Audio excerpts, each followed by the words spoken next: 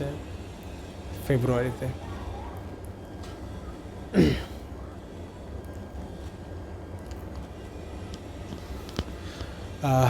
আপনারা সবাই জানেন যে ডাকসু নির্বাচনে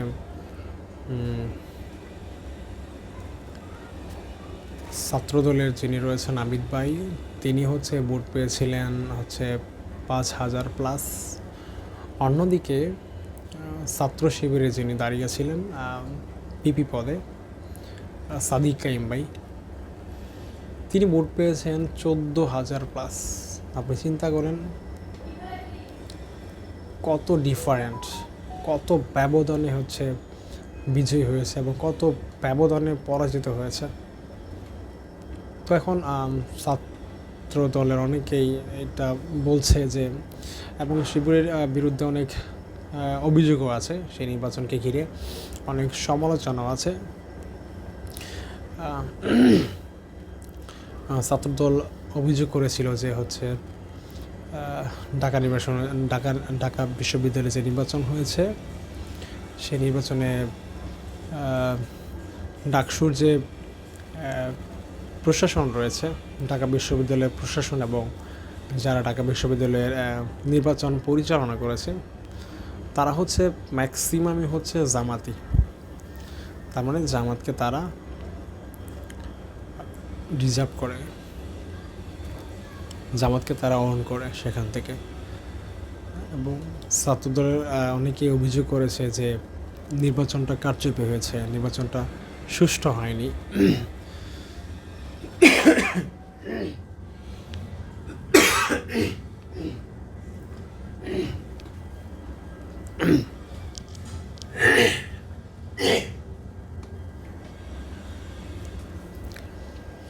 এই নির্বাচনটা সুষ্ঠু হয়নি, নির্বাচন অনেক কারচুপি হয়েছে, এটা হচ্ছে অনেকেই বলছে। তা আসলে এইটা আসলে কতটুকু সত্য না, এটা ঢাকা বিশ্ববিদ্যালয়ের প্রশাসনই জানে, আর যারা হচ্ছে নির্বাচন পরিচালনা করেছে তারা জানে। তো এখন বিষয়টা হচ্ছে যে যারা এটা পরিচালনা করেছে তারা খুব ভালো করেই জানে যে আসলে এই নির্বাচনে কতটুকু কারচুপি হয়েছে।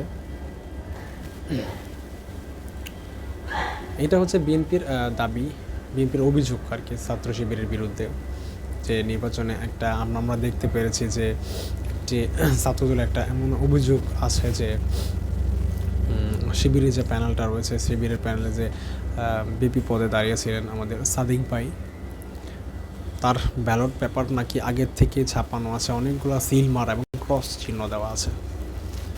এইটা হচ্ছে আবিদ ভাইকে একজন কমপ্লেন করেছে, এরকম অভিযোগ আছে। এছাড়াও আরও অনেক অভিযোগ আছে ছাত্র শিবিরের বিরুদ্ধে। ছাত্র শিবিরের বিরুদ্ধে অনেক অভিযোগ আছে, এটা ছাড়াও অনেক অভিযোগ আছে। তো আমরা দেখেছি যে নির্বাচনের সময় হচ্ছে ঢাকা বিশ্ববিদ্যালয় নির্বাচনের সময় ঢাকা বিশ্ববিদ্যালয়ের যিনি উপাচার্য ছিলেন, ওনার সাথে ছাত্রদলের ঢাকা বিশ্ববিদ্যালয়ের ছাত্রদলের যিনি সভাপতি আছেন মেবি গণেশ চন্দ্র রায়, ওনার ব্যবহারটা কেমন ছিল উপাচার্যের সাথে, এইটা হচ্ছে ক্যামেরায় ধরা পড়েছে, সারা বাংলাদেশের মানুষ এইটা দেখেছে। তো এগুলো দেখি হচ্ছে বাংলাদেশের জনগণ বিএনপি থেকে মুখ ফিরিয়ে নিচ্ছে অনেকটা। তো এই ধরনের আচরণ হচ্ছে তাদের কাছ থেকে কখনো আশা করে না, কখনো তারা রিজার্ভ করে না। তারা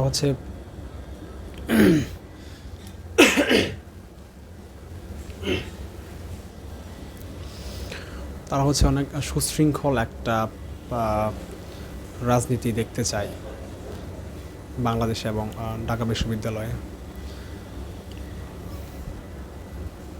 বাংলাদেশের জনগণ পুরনো রাজনীতিকে দেখতে চায় না, বাংলাদেশের জনগণ নতুন ধাঁচের রাজনীতি দেখতে চায়, যেখানে যে রাজনীতিতে সৌজন্য আছে, একে অপরের প্রতি ভালোবাসা আছে, বিনয় আছে, সেই ধরনের রাজনীতি হচ্ছে বাংলাদেশের মানুষ এখন দেখতে চায়। সেই ধরনের নির্বাচন বাংলাদেশের মানুষ দেখতে চায়।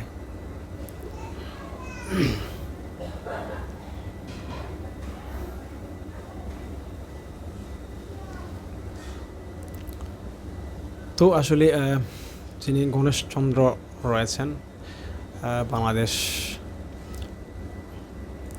ঢাকা বিশ্ববিদ্যালয়ের ছাত্র দলের যিনি সভাপতি পদে ছিলেন, তার ব্যবহারটা সারা বাংলাদেশের মানুষ দেখেছে।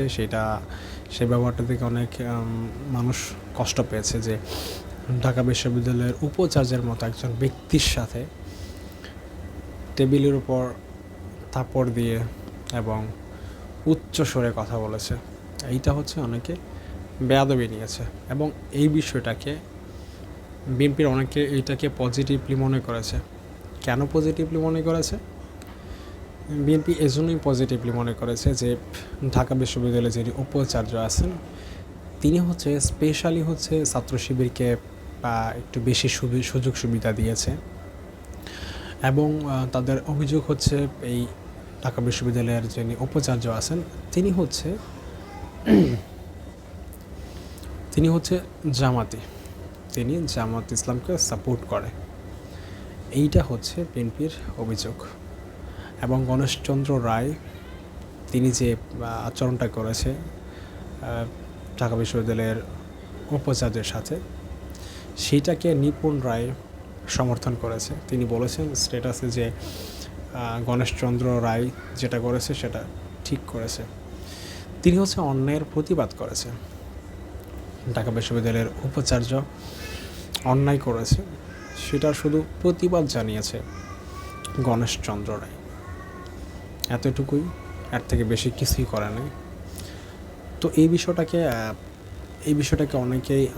বিষয়টাকে হচ্ছে অনেকেই সাপোর্ট করছে বিএনপির, যে না, গণেশচন্দ্র রায় যেটা করেছে সেটা ঠিক করেছে, সেটা কোনো ভুল না, তিনি অন্যায়ের প্রতিবাদ করেছেন। এটা বলে রাখা ভালো যে এই ঢাকা বিশ্ববিদ্যালয়ের ছাত্রদলে যিনি সভাপতি আছেন গণেশচন্দ্র রায়, ওনার কিন্তু আসলে অনেক অবদান রয়েছে। 5 আগস্টের গণ অভ্যুত্থানে বিশাল অবদান রয়েছে। তিনি সম্মুখ সারিতে যুদ্ধ করেছেন, তিনি সম্মুখ সারিতে জীবনের ঝুঁকি নিয়ে রাজপথে ছিলেন। এই গণেশচন্দ্র রায় উড়ে এসে জুড়ে বসে নাই, হুট করে এই জায়গাটায় আসে নাই। অনেক জেল জুলুম অত্যাচার এগুলো শিকার হয়ে আজকে এই জায়গাতে আসছে। তো তারা অনেক নির্যাতিত হয়েছে, এটা আসলে সারা বাংলাদেশের মানুষ জানে। গণেশচন্দ্র রায়ের গণ অভ্যুত্থানে অনেক বড় অবদান আছে, এইটা হচ্ছে সারা বাংলাদেশের মানুষ জানে। তারপরেও উনি যে ব্যবহারটা করেছে সেটা হচ্ছে মানুষ পজিটিভলি নেয়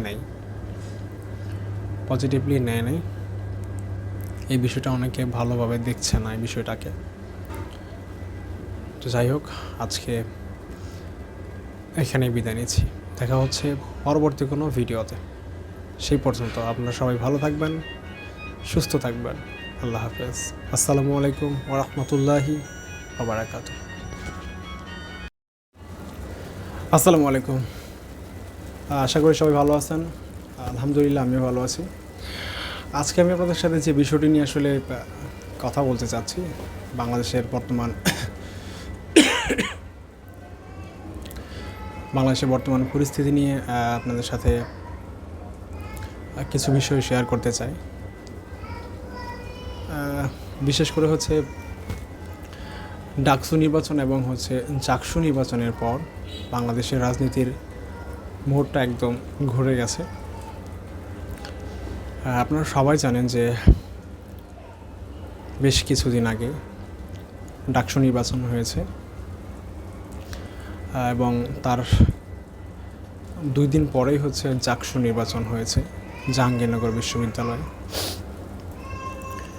তো এই 2টা নির্বাচনের পর হচ্ছে বাংলাদেশের রাজনীতির গতিপথটাই যেন বদলে গেছে।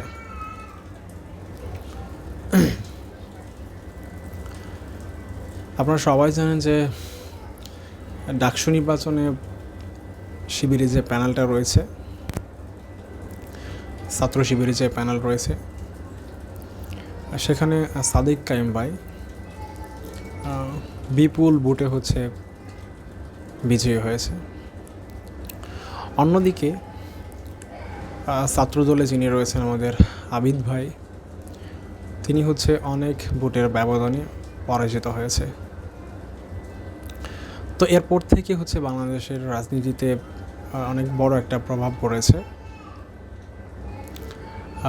বাংলাদেশের রাজনীতির গতিপথটাই একদম বদলে গেছে।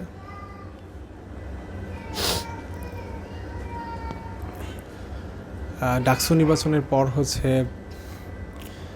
বিএনপি একটা হতাশাগ্রস্তের মধ্যে রয়েছে। আসলে তারা আসলে এই ধরনের ফলাফল তারা কখনো আশা করে নাই, কারণ বাংলাদেশের সবচেয়ে বড় বৃহত্তর রাজনীতি দল হচ্ছে বর্তমানে জাতীয়তাবাদী বিএনপি। তো এই দলের অনেক জনপ্রিয়তা আছে বাংলাদেশে, পূর্বেও ছিল। এখন হচ্ছে 5 আগস্টের পর এই দলের কিছু কর্মকাণ্ডের জন্য হচ্ছে অনেক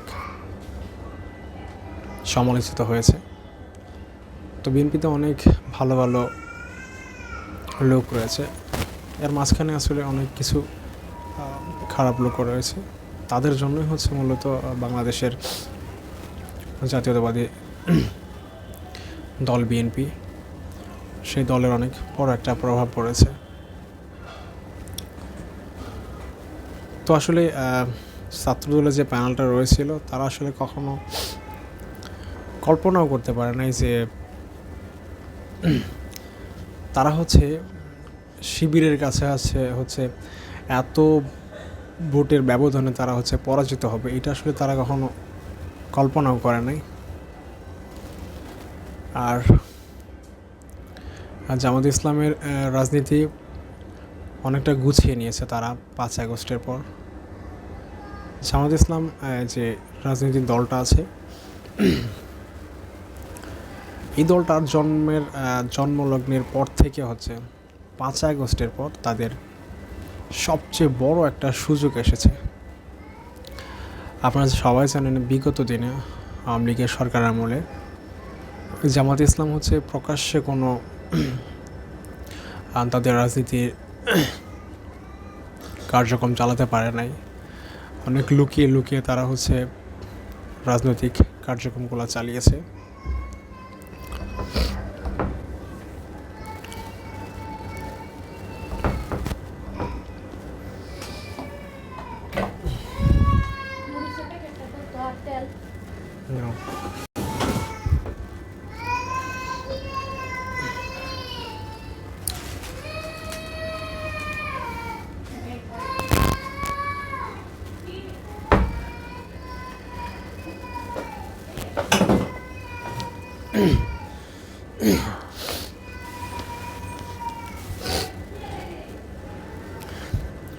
জামাত ইসলামের সেই দলটির জন্মলগ্নের পর থেকে এই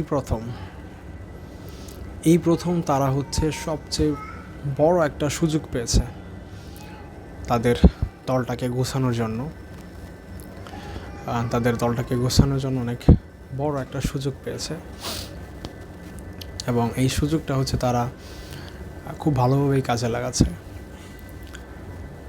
আপনারা দেখেছেন 5 আগস্টের পর জামাত ইসলামের ভূমিকা, তাদের চাঁদাবাজির রেকর্ড খুবই কম। তারা আসলে মানুষের মন জয় করতে পেরেছে, সক্ষম হয়েছে মন জয় করতে পারে, মানুষের মনে জায়গা করে নিতে পেরেছে। এটা হচ্ছে বাস্তবতা। বাংলাদেশের বিএনপি হচ্ছে অনেক বৃহত্তর একটা সংগঠন, বৃহত্তর একটা দল, এবং এই দলটা একসময় অনেক জনপ্রিয়তা ছিল। বাংলাদেশের যত রাজনৈতিক দল আছে সবচেয়ে জনপ্রিয়তার শীর্ষে ছিল এই জাতীয়তাবাদী দল বিএনপি। আজকে সেই দলে হচ্ছে কিছু ভারতের রয়ের এজেন্ট ঢুকে সেই দলটাকে অনেক সমালোচিত করতেছে। এবং এই দলে অনেক বড় প্রভাব পড়ছে। ডাকসু এবং জাকসু নির্বাচন, এই দুইটা নির্বাচন কেন্দ্র করে হচ্ছে আগামী ফেব্রুয়ারিতে আপনারা জানেন যে জাতীয় নির্বাচন হতে যাচ্ছে, অনুষ্ঠিত হবে। এইটা মোটামুটি হচ্ছে কনফার্ম করেছে ডক্টর মোহাম্মদ ইউনূস, এবং ডক্টর মোহাম্মদ ইউনূস স্পষ্ট করে বলে দিয়েছেন যে ফেব্রুয়ারিতে নির্বাচন আসলে কোনো অপশক্তির ক্ষমতা নেই এটাকে আটকানো। তারা হচ্ছে 100% ফেব্রুয়ারিতে নির্বাচন দিবে, এটা হচ্ছে কনফার্ম করেছে সরকারের পক্ষ থেকে। এবং ডক্টর মোহাম্মদ ইউনূস বারবার তিনি সংবাদ সম্মেলন করে এটা বলে দিয়েছেন, এবং তার প্রেস সচিবও এটা শফিকুল আলম, তিনিও বারবার এটা বলে দিয়েছেন। এবং আরও কয়েকজন উপদেষ্টা হচ্ছে স্পষ্ট করে বলে দিয়েছেন যে হচ্ছে আগামী ফেব্রুয়ারিতে 100% জাতীয় নির্বাচন অনুষ্ঠিত হবে এবং রোজার আগে হবে, এটা বলে দিয়েছে। তো এই ডাকসু নির্বাচন এবং জাকসু নির্বাচন অনেক বড় একটা প্রভাব পড়বে জাতীয় নির্বাচনে। বিএনপির একটা কনফিডেন্স ছিল, আমি এটাকে কনফিডেন্স বলবো না, এটা হচ্ছে ওভার কনফিডেন্স। একটা ওভার কনফিডেন্স ছিল যে তারা হচ্ছে 100% ক্ষমতায় চলে আসবে, ক্ষমতায় যাবে। এবং হ্যাঁ, বাংলাদেশ জাতীয়তাবাদী দল বিএনপি ক্ষমতায় যাওয়ার যোগ্যতা রাখে, সরকার গঠন করার যোগ্যতা রাখে। তাদের থেকে বড় দল হচ্ছে বাংলাদেশে এই মুহূর্তে নাই, তাদের থেকে শক্তিশালী দল বাংলাদেশে এই মুহূর্তে নাই, এটা বাস্তবতা। কিন্তু তাদের জনপ্রিয়তা যে আস্তে আস্তে তলানিতে ঠেকে যাচ্ছে, এইটা হচ্ছে তাদের কোনো হুঁশ নাই। তারা ভুলেই যাচ্ছে যে তাদের জনপ্রিয়তাটা হচ্ছে দিন দিন কমে যাচ্ছে। বাংলাদেশের জনগণ তাদের থেকে বিচ্ছিন্ন হয়ে যাচ্ছে। তো এটার জন্য হচ্ছে মূলত আমি আবার বলতেছি যে জাতীয়তাবাদী দল বিএনপি ভিতরে কিছু রয়্যাল এজেন্ট ঢুকে হচ্ছে এই দলটাকে সমালোচিত করতেছে। তা না হলে 5 আগস্টের পর আসলে বাংলাদেশের 80% মানুষ ভেবে নিয়েছিল যে আগামী সরকার গঠন করবে হচ্ছে জাতীয়তাবাদী দল বিএনপি, এবং এখনও অনেকে মনে করে। কিন্তু এই ডাকসু এবং জাকসু নির্বাচনের পর এইটা আসলে একদম 90 ডিগ্রি অ্যাঙ্গেলে ঘুরে গেছে। ডাকসু এবং জাকসু নির্বাচনে যে ফলাফলটা হয়েছে সেইটাকে কেন্দ্র করে হচ্ছে মানুষ এখন বিভিন্ন ধরনের কথা বলছে যে যদি সামান্য ডাকসু নির্বাচনে হচ্ছে এই ধরনের ফলাফল হয় বিএনপির, তাহলে জাতীয় নির্বাচনে তাদের অবস্থাটা কি হবে। তো অনেকে আবার ডাকসু নির্বাচনটাকে কোনো গুরুত্বই দিচ্ছে না, যে ডাকসু নির্বাচনের সাথে বাংলাদেশে যে জাতীয় নির্বাচন আছে সেইটার কোনো কম্পেয়ার করা যাবে না, দুইটাকে কম্পেয়ার করা যাবে না, দুইটা আলাদা জিনিস। আবার অনেকে বলছে যে জাতীয় নির্বাচনের জন্য ডাকসু নির্বাচনটা অনেক গুরুত্বপূর্ণ একটা নির্বাচন। আসসালামু আলাইকুম, সবাই কেমন আছেন? আশা করি সবাই ভালো আছেন। আলহামদুলিল্লাহ, আমি ভালো আছি। তো আজকে আমি আপনাদের পত্রিকা থেকে, জাতীয় পত্রিকা থেকে কিছু নিউজ পড়ে শোনাচ্ছি।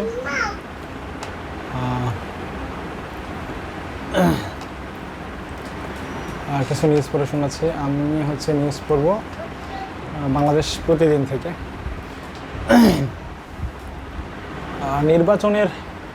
নির্বাচনে ভোটারের আস্থা নিশ্চিত করা আমাদের অন্যতম দায়িত্ব, এটা বলছেন জনাব তারেক রহমান, বিএনপির ভারপ্রাপ্ত চেয়ারম্যান জনাব তারেক রহমান এটা বলছেন। তিনি বলছেন যে বিএনপির ভারপ্রাপ্ত চেয়ারম্যান তারেক রহমান বলেন, আগামী ফেব্রুয়ারি মাসে অনুষ্ঠিত জাতীয় নির্বাচনকে সামনে রেখে আমাদের অন্যতম দায়িত্ব হলো দেশের প্রতিটি ভোটারের আস্থা নিশ্চিত করা।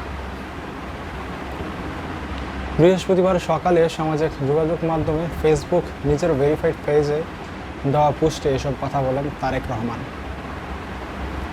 পোস্টে তারেক রহমান বলেছেন, আগামী ফেব্রুয়ারি মাসে অনুষ্ঠিত জাতীয় নির্বাচনকে সামনে রেখে আমাদের অন্যতম দায়িত্ব হলো দেশের প্রতিটি ভোটারের আস্থা নিশ্চিত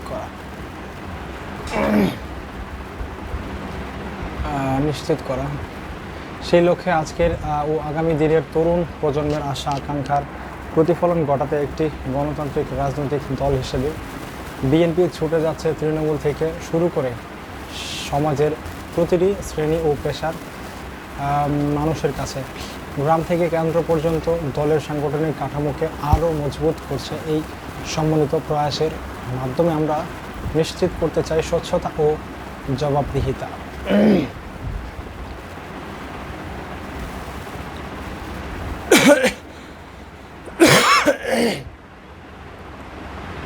ইতিমধ্যে নানা অভিযোগের প্রেক্ষিতে 7,000-এরও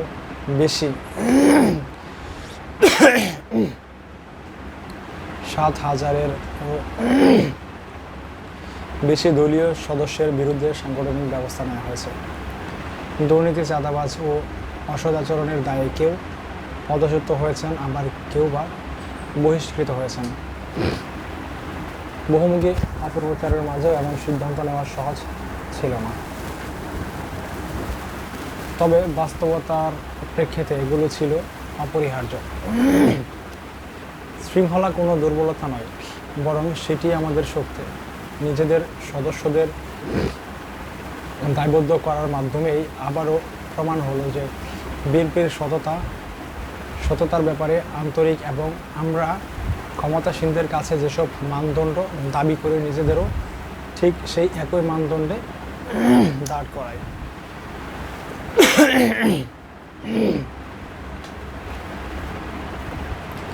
এইভাবেই আমরা জনগণের আস্থা পুনর্গঠন করতে চাই, বিশেষত তরুণদের, যারা রাজনীতিকে কেবলমাত্র খেলা হিসেবে দেখতে চায় না, বরং দেখতে চায় সবার অংশগ্রহণে গড়ে ওঠা একটি মহৎ ক্ষেত্র হিসেবে। সময়ের চাহিদা ও চ্যালেঞ্জ মোকাবেলায় বিএনপির সব সময় নিজেকে আধুনিকায়ন করেছে। আমরা জনগণের সঙ্গে সরাসরি সংযোগ ও যোগাযোগ আরও শক্তিশালী করছি। শিক্ষা, স্বাস্থ্যসেবা, তরুণদের কর্মসংস্থান, জলবায়ু পরিবর্তন এবং ডিজিটাল উদ্ভাবনের প্রতিশ্রুতিসহ 31 দফা কর্মসূচি ভিত্তিতে আমাদের নীতিমালা গড়ে উঠেছে। আমরা অন্তর্ভুক্তিকে অগ্রাধিকার দিয়ে আরও বেশি নারী, তরুণ নেতা ও পেশাজীবীদের অংশগ্রহণ নিশ্চিত করা, যাতে জাতি আরও এগিয়ে যায় এবং রাজনীতি মানুষের সেবায় নিয়োজিত থাকে। আমরা চাই বিএনপির পরিচয় হোক সেবা, ন্যায়বিচার ও দক্ষতার প্রতীক হিসেবে, বিভাজন কিংবা সুবিধাভোগের প্রতীক নয়।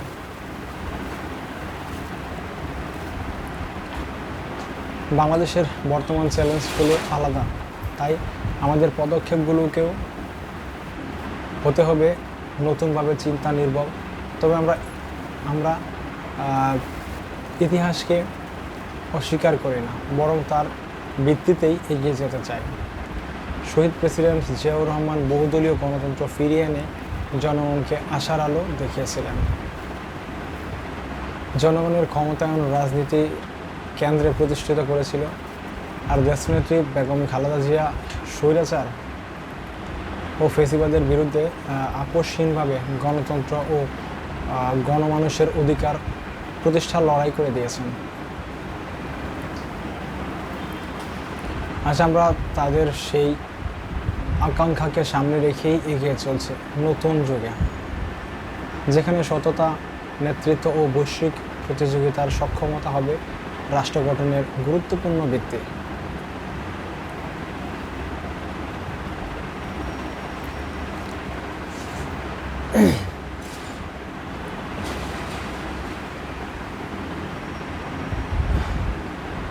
নিজ ঐতিহ্যকে ধারণ করে বিএনপির প্রাধান্য দিচ্ছে একটি সুশৃঙ্খল ভবিষ্যৎমুখী এবং আধুনিক বাংলাদেশের বিনির্মাণের পথযাত্রাকে। আমরা জানি তরুণরা চায় বাস্তব সুযোগ, তারা ফাঁকা বলি চায় না। জনগণ চায় স্থিতিশীলতা, তার বিশৃঙ্খলা চায় না, তারা বিশৃঙ্খলা চায় না। আর বিশ্ব চায় বাংলাদেশ হোক একটি বিশ্বাসযোগ্য ও সম্মানিত গণতান্ত্রিক রাষ্ট্র। প্রত্যাশাগুলো পূরণে আমরা দৃঢ় প্রতিজ্ঞ। আমার সহকর্মী ও নেতৃবৃন্দের উদ্দেশ্যে আমি বলতে চাই, আসুন আমরা সবাই ঐক্যবদ্ধ থাকি, শৃঙ্খলাবদ্ধ থাকি এবং জনগণের সেবায় প্রতিশ্রুতিবদ্ধ থাকি। আমি যেমন আপনাদের প্রত্যেকের উপর আস্থা রাখি, আপনারাও তেমনই আমার উপর আস্থা রাখুন। তাহলে গণতন্ত্রের পথ হবে আরও উজ্জ্বল।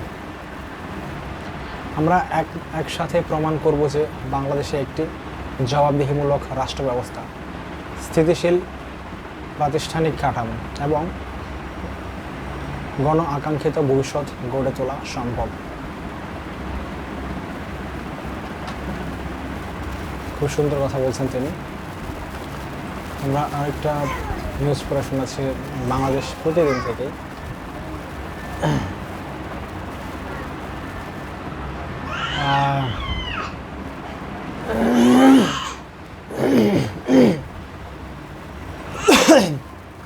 বাংলাদেশ প্রতিদিন থেকে আরেকটা নিউজ পড়ে শোনাচ্ছি, রাজনীতিতে স্থিতিশীলতা চাই বিএনপি, বললেন আমির খসরু। বিএনপি স্থায়ী কমিটির সদস্য আমির খসরু মাহমুদ চৌধুরী বলেছেন, বিএনপির রাজনীতিতে স্থিতিশীলতা চায়। এক্ষেত্রে পরিস্থিতি অস্থিতিশীল করতে চাইলে রাজনৈতিকভাবে ক্ষতিপূরণ দিতে হবে। বৃহস্পতিবার দুপুরে গণ অধিকার পরিষদের সভাপতি নুরুল হক নূরের স্বাস্থ্যের খোঁজ খবর নিতে গিয়ে একথা বলেন তিনি। আমির খসরু বলে, নির্বাচিত সরকার না থাকলে জবাবদিহিতা না থাকায় যে বাস্তবতা নূরের ঘটনা সেটাই প্রমাণ করে।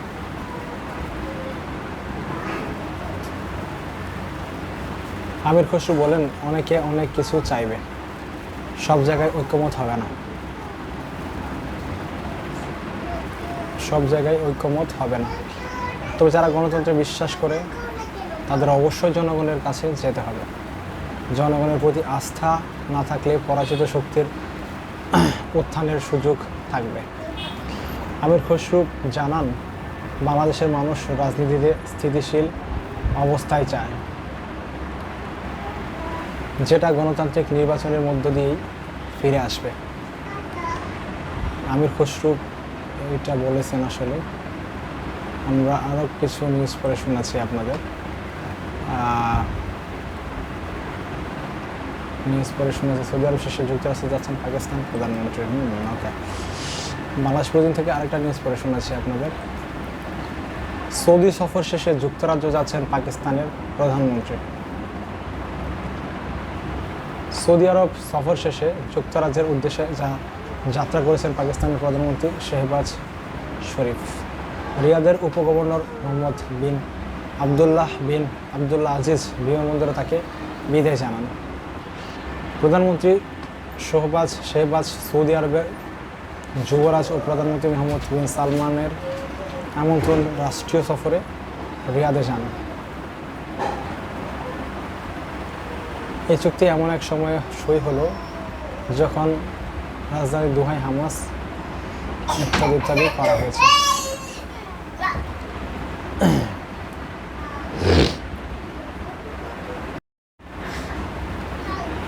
আমরা আরেকটি নিউজ পড়ে শোনাবো আপনাদের।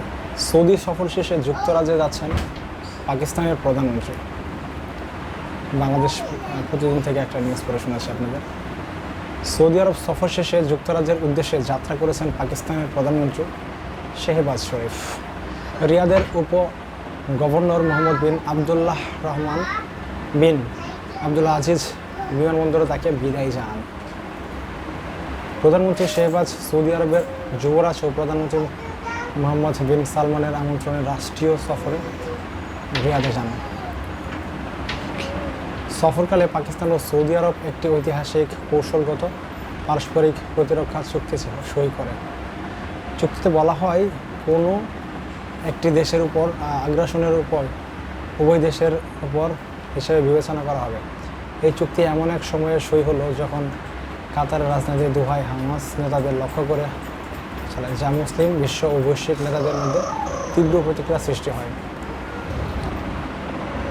এক সাবেক টুইটার দেওয়া পোস্টে শেহবাজ শরীফ জানান, সফরকালে সৌদি যুবরাজ মোহাম্মদ বিন সালমানের দেয়া উষ্ণ আতিথেয়তায় তিনি গভীরভাবে আবেগাপ্লুত হয়েছেন। তিনি বলেন, রিয়াদে যে অভূতপূর্ব সাড়া তিনি পেয়েছেন তা পাকিস্তান ও সৌদি আরবের মধ্যে বিদ্যমান গভীর ভালোবাসা ও পারস্পরিক শ্রদ্ধা বহিঃপ্রকাশ। প্রধানমন্ত্রী আরও জানান, যুবরাজ মোহাম্মদ বিন সালমানের সঙ্গে তার অত্যন্ত সৌহার্দ্যপূর্ণ বৈঠক আঞ্চলিক চ্যালেঞ্জ ও দ্বিপাক্ষিক সহযোগিতা বৃদ্ধিসহ বিভিন্ন গুরুত্বপূর্ণ বিষয় নিয়ে আলোচনা হয়েছে। তিনি মুসলিম বিশ্বের জন্য যুবরাজের দূরদর্শী নেতৃত্বের প্রশংসা করেন। দ্বিপাক্ষিক সম্পর্কের বিষয়ে শেহবাজ বলেন, পাকিস্তানের সঙ্গে সৌদি আরবের বিনিয়োগ, বাণিজ্য ও ব্যবসায়িক সম্পর্ক সম্প্রসারণে যুবরাজের আগ্রহ ও নিরবিচ্ছিন্ন সহযোগিতা তিনি অত্যন্ত গুরুত্ব সহকারে বিবেচনা করেন।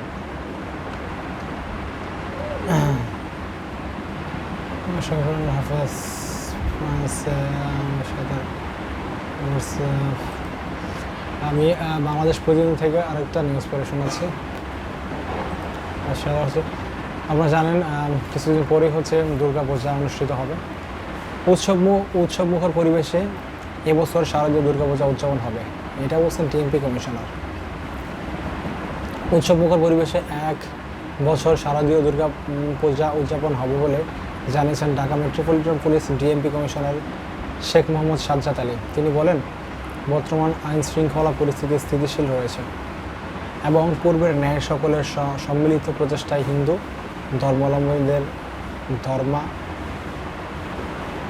ধর্মাবলম্বীদের বৃহত্তম ধর্মীয় উৎসব শারদীয় দুর্গাপূজা অনুকূল পরিবেশে ও নির্বিঘ্নে অনুষ্ঠিত হবে।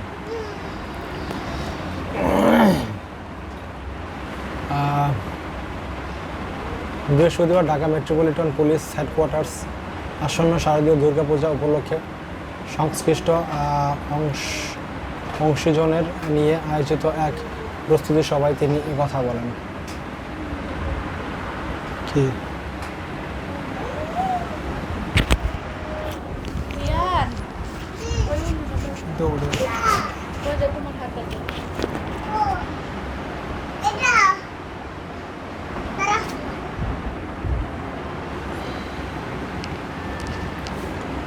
বৃহস্পতিবার ঢাকা মেট্রোপলিটন পুলিশ হেডকোয়ার্টার্স আসন্ন শারদীয় দুর্গাপূজা উপলক্ষে সংশ্লিষ্ট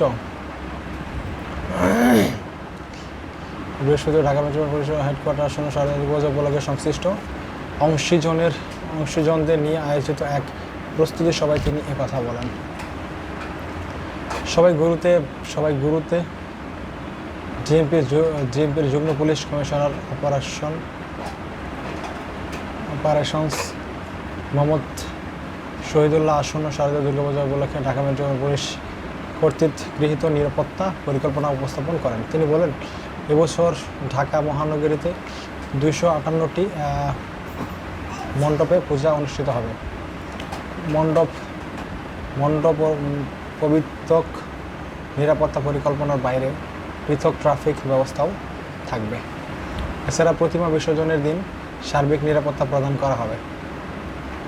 অতিরিক্ত পুলিশ কমিশনার প্রশাসন মোহাম্মদ সরওয়ার পূজা মণ্ডপে আগত দর্শনার্থীদের সুবিধার্থে রাস্তাঘাটের প্রয়োজনীয় ও সংস্কার ও তা পরিচ্ছন্ন রাখার সংশ্লিষ্টদের দৃষ্টি আকর্ষণ করেন।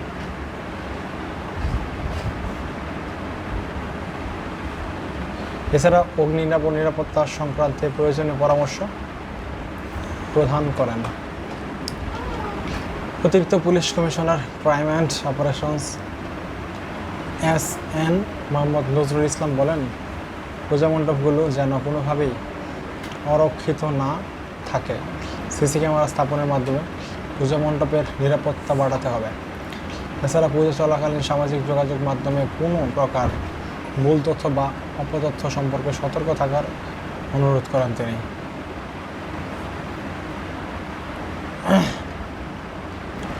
আর সামনে হচ্ছে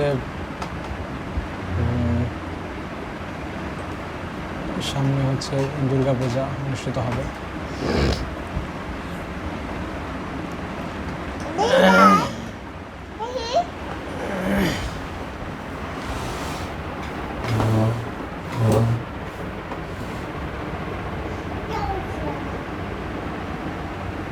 দুর্গাপূজা অনুষ্ঠিত হবে। দুর্গাপূজার অনুষ্ঠিত নিয়ে আসলে সবাই প্রস্তুতি গ্রহণ করছেন।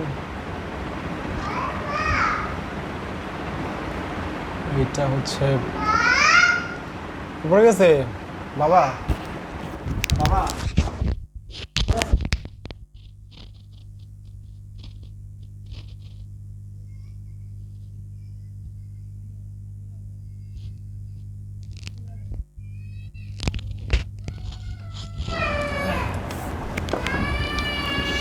পূজা মণ্ডপের প্রস্তুতি চলছে। সো এই প্রস্তুতিকালেই হচ্ছে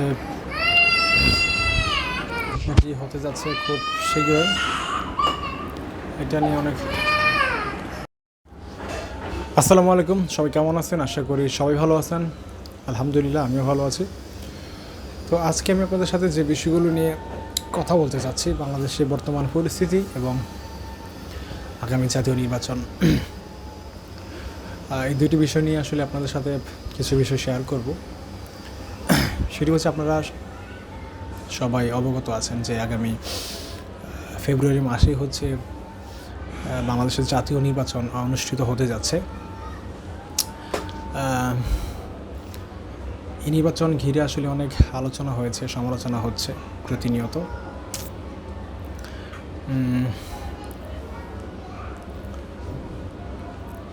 এইটা হচ্ছে সরকারের পক্ষ থেকে স্পষ্ট করে জানিয়ে দেওয়া হয়েছে যে আগামী ফেব্রুয়ারিতেই জাতীয় নির্বাচন হবে, এইতে কোনো সন্দেহ নাই।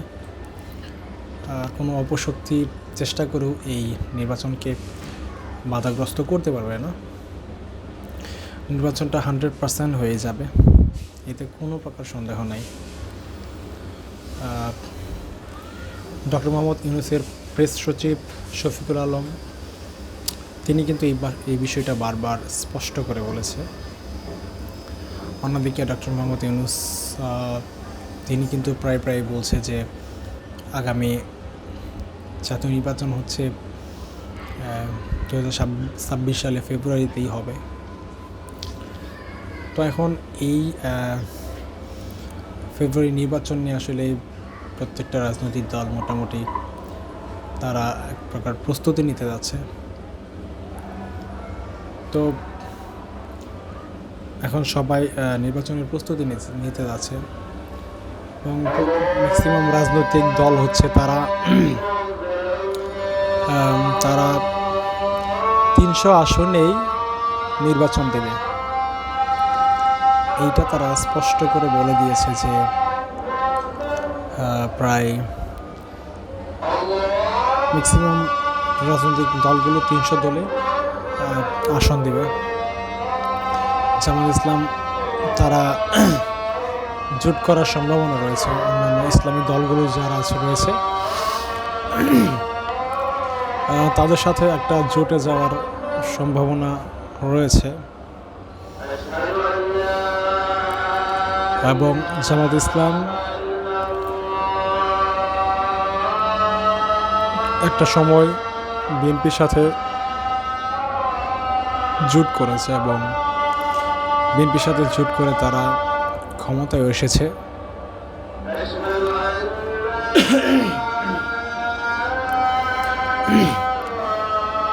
বিএনপি এবং জামাত জোট করে তারা দুইটা দলই হচ্ছে রাজপথে সরকার বিরোধী লড়াই করেছে এবং গণ অভ্যুত্থানে জামাত ইসলাম এবং বিএনপি এই দুইটা দলেরই হচ্ছে অনেক বড় অবদান রয়েছে তাদের। সম্মুখ যোদ্ধা হিসেবে তারা অবদান রেখেছে গণ অভ্যুত্থানে। অবশ্যই প্রত্যেকটা রাজনৈতিক দলের সংগঠিত একটা গণ অভ্যুত্থান হয়েছে এবং সারা বাংলাদেশের মানুষ ঐক্যবদ্ধ হয়ে 5 আগস্টের হাসিনা পতনের আন্দোলন করেছে এবং এতে তারা সফল হয়েছে। তো এখন এই নির্বাচনটা ফেব্রুয়ারিতেই হবে। আপনারা জানেন যে বেশ কিছুদিন আগে ডাকসু নির্বাচন হয়েছে এবং জাকসু নির্বাচন হয়েছে।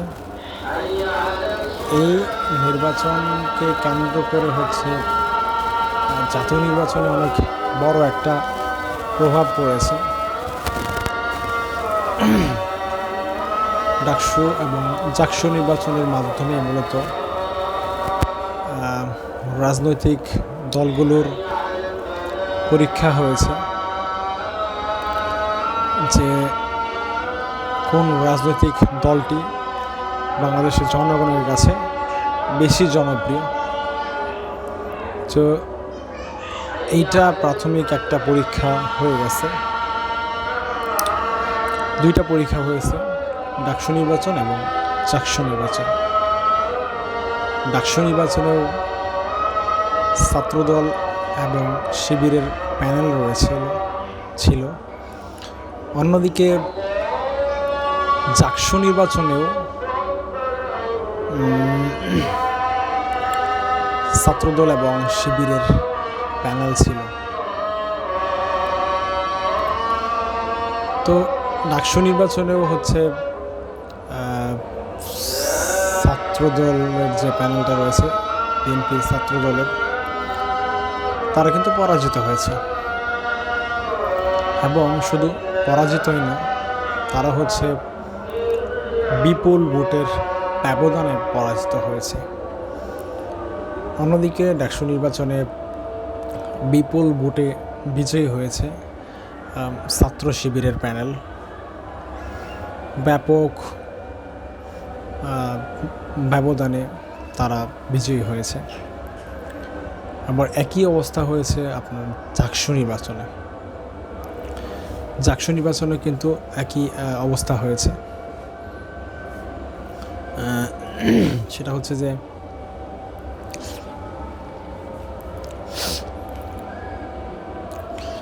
জাকসু নির্বাচনেও ছাত্র শিবির এবং ছাত্র দলের প্যানেল ছিল। সেখানেই কিন্তু আমরা একই চিত্র দেখতে পেয়েছি। সেখানেও হচ্ছে ছাত্র শিবিরের ম্যাক্সিমাম পদগুলো ছাত্র শিবিরই দখল করে নিয়েছে এবং সেখানেও ছাত্রদল পরাজিত হয়েছে। 2টা নির্বাচন হয়েছে। সেই 2টা নির্বাচনেই হচ্ছে ছাত্রদলের প্যানেল পরাজিত হয়েছে এবং ছাত্র শিবিরের প্যানেল বিজয়ী হয়েছে। তো ছাত্রদলের পরপর 2টা নির্বাচনের পরাজয়টা হচ্ছে তাদের জাতীয় রাজনৈতিক দলে আসলে অনেক বড় একটা প্রভাব পড়েছে। তাদের মনোবল ভেঙেছে, তাদের আত্মবিশ্বাস হারিয়েছে। অপরদিকে এই ডাকসু নির্বাচন এবং জাকসু নির্বাচনের মাধ্যমে জামাত ইসলামের শক্তি বেড়েছে, তাদের ভেতরে আত্মবিশ্বাস তৈরি হয়েছে। জামাত ইসলাম একটা সময় মনে করতো যে হয়তোবা তারা জাতীয় নির্বাচন হলে হয়তোবা তারা প্রধান বিরোধী দল হিসেবে থাকার সম্ভাবনা রয়েছে। কিন্তু ডাকসু এবং জাকসু নির্বাচনের পর তাদের একটা আত্মবিশ্বাস তৈরি হয়েছে যে তারা হচ্ছে জাতীয় নির্বাচনে সরকার গঠন করার ক্ষমতা পর্যন্ত রাখে। ডাকসু এবং জাকসু নির্বাচনের মাধ্যমেই তারা হচ্ছে তাদের ভেতরে কনফিডেন্স তৈরি হয়েছে এবং তারা মনে করছে যে যদি বাংলাদেশে 300 আসন দেওয়া হয় জামাত ইসলামের পক্ষ থেকে, সেইখানে হচ্ছে ম্যাক্সিমাম আসন পাবেই হচ্ছে জামাত ইসলাম। এমনটাই ধারণা করতেছে জামাত ইসলামের লোকজন, জামাত ইসলামের রাজনীতিবিদরা। অপরদিকে আত্মবিশ্বাস হারাচ্ছে বিএনপি। 5 আগস্টের পর হচ্ছে বিএনপির অবস্থান এবং হচ্ছে জামাত ইসলামের অবস্থান।